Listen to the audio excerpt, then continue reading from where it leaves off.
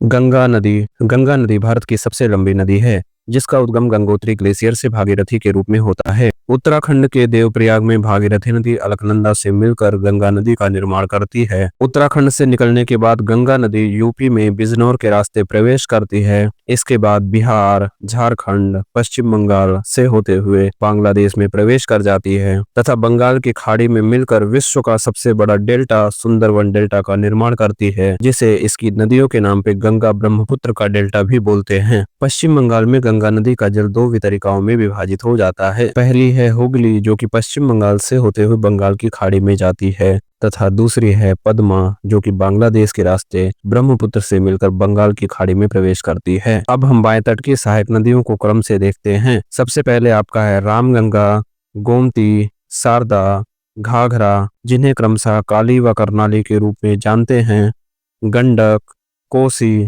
तथा महानंदा नदी। दाएं तट की जो सहायक नदियां हैं उनमें गंगा की सबसे बड़ी सहायक नदी यमुना है, जो कि यमुनोत्री के बंदरपूंछ ग्लेशियर से निकल के आती है। इसके बाद क्रमशः चंबल, सिंध, बेतवा व केन नदियां हैं, जो यमुना की सहायक नदियों के रूप में गंगा नदी तंत्र का हिस्सा हैं। इसके बाद अमरकंटक से निकलने वाली सोन नदी बिहार में जाकर गंगा नदी से मिलती है। यहाँ पर ये पॉइंट याद रखिए, गंगा नदी 5 राज्यों से गुजरती है: उत्तराखंड, उत्तर प्रदेश, बिहार, झारखंड और पश्चिम बंगाल। परंतु गंगा नदी बेसिन की बात करें, इसके जो सहायक सभी नदियां हैं उसको शामिल करें, तो गंगा नदी का जो बेसिन है वह 11 क्षेत्रों में विस्तारित है।